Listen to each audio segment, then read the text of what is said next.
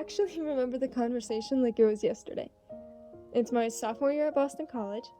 I'm eating dinner in the dining hall with my roommate, and all of a sudden she says, "I really don't understand why you're not selling your baked goods. Just make an Instagram account and post a few pictures. What's the worst thing that can happen?" The idea had been on the back of my mind for a while, but for some reason it had stayed just an idea. After actually visiting my hometown in Ukraine and being utterly astonished by the level and quality of desserts and baked goods, I came back to Boston with a desire to bring a sliver of the Ukrainian pastry scene to the local community. That evening, in the back of a crowded college dining hall, my roommate pried my phone out of my hands, made me an Instagram page, and said, "Now you have to post a photo." So I obviously pretended to be a little annoyed, but I was also kind of grateful, and I posted my first photo, a grainy, non-professional picture of chocolate macarons sitting on a plate in my home kitchen. I also remember writing something in the bio about taking orders, but I made sure not to put my name on the account because, God forbid, my classmates find out it's Ilona, the math and music major who knew nothing about running a food business. Joke's on me, because in a few hours I got my first order from the guy who sat next to me in my math class. To make things even more ironic, a few weeks back we were both at the bus stop waiting to go back to our dorms, and I was telling him about my dream of one day owning a pastry shop. So that weekend, I went home, made a batch of macarons, drove myself to Walmart to buy some bakery boxes, and came back to campus Sunday night to deliver his order. I'm still not really sure how everything happened so quickly, but I guess college students like to talk.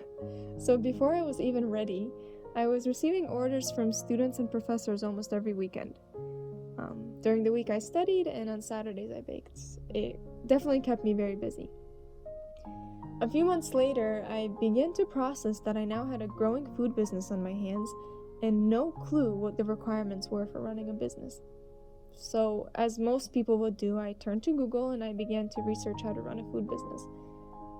Much to my frustration and disappointment, the more I researched, the more confused I got because there were so many requirements, licenses, rules, and regulations. It was hard to know where to start and what to tackle first, in addition to the many other tasks that come with owning a business. Luckily, in the midst of this chaos, I met Jacob. For some reason, all my important conversations seem to take place in the BC dining hall because that's where he first told me about the Boston College Shea Center for Entrepreneurship. So the next day, I walked over to the center, knocked on the front door, and blurted out, much to the amusement of the front desk receptionist, "Hi, my name is Ilona. I have a growing business, but I don't really know what I'm doing with it." Thankfully, I guess I had come to the right place because within a few months I was accepted into the accelerator program for student startups, where my vision slowly began to clear.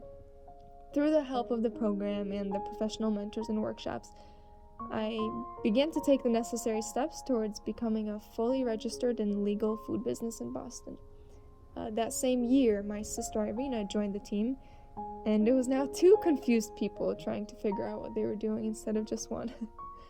At this point, you might be listening to our story and thinking, "Ilona, you're putting yourself down too much. Surely you were better equipped and more knowledgeable than you're giving yourself credit for." I like to think the same way, but I once read a quote that said, "Entrepreneurship is like building a plane while it's in the air."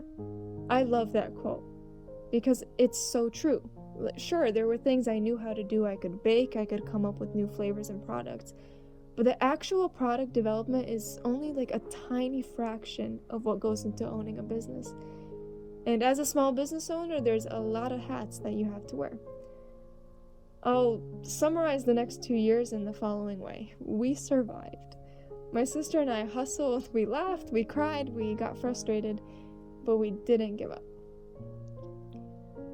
At the end of my senior year of college, I began to think about the prospects of going full-time with Solodko after graduation.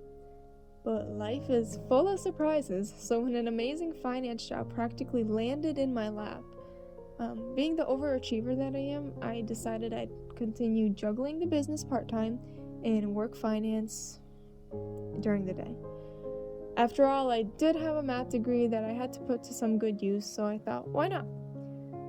After graduation, my sister and I found our first commercial kitchen space, which would become Solodko's headquarters for the next year, and continued to hustle. During the day, we'd work our finance jobs, and at night, we would bake. I'm not going to pretend that this period of our business journey was easy, because it definitely wasn't. Within a year, the exhaustion slowly crept in, the lack of any downtime began to take its toll, and one of the scariest words for any business owner began to dance through our minds: burnout. I was worried about myself, I was worried about my sister, because as business partners, it was our duty to always have each other's backs.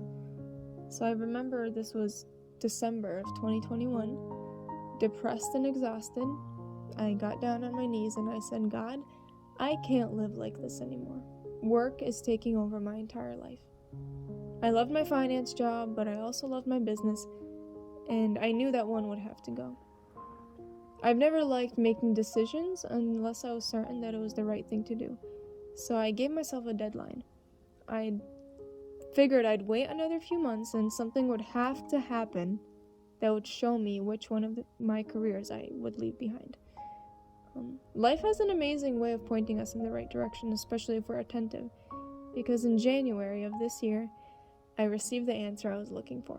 Within a few months, I quit my finance job and began actively searching for a place in Boston to open a storefront. In late June, we found a place that would soon become ours.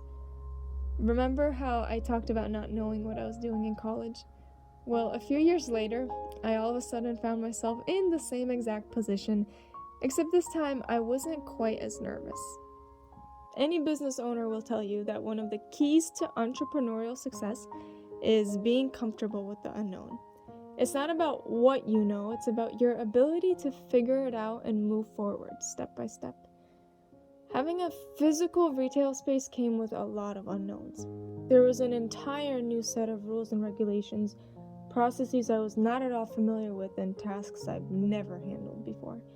But on August 1st, I picked up the keys to our new store and proudly walked through the front door. If you think the story ends here, I'll tell you right now it doesn't, because another set of surprises awaited us. Our storefront location, it had previously been a food business, and our initial hope was that we would only need to do minor renovations before our grand opening date. But something always comes up, and after careful assessment of the premises, we realized there was more work to do than we had anticipated. But work never scared us, so within a few days we were busy demolishing, cleaning, and renovating our new location. And this is where I'd like to mention our amazing community. For those of you who followed along in our business journey from day one, it's truly amazing that you're still here. We're so grateful to have the support of people who witnessed the birth of this business and also its growth. For those who joined this community later, we're humbled to share our story with you and take you along our journey. Many of you have asked for an opportunity to contribute financially to this project. It means the world to us that there are people out there who believe in our dream as much as we do, and for a long time we thought about how to make this possible. Our campaign is for those of you who expressed a desire to contribute to our new storefront. The costs are immense, but for us it's not about the amount that's contributed, it's about the gesture. And we wanted to make it possible for you to become a part of our dream. All proceeds will be used towards the purchase of commercial kitchen equipment, and we're so excited for our grand opening. Follow along on our Instagram at Solodko_Boston as we share updates on the project, and we really hope that in the future our shop can become a community favorite, a place where people come to not only buy delicious cakes, desserts, and baked goods, but where everyone who walks through our doors feels like they're part of one big Solodko family.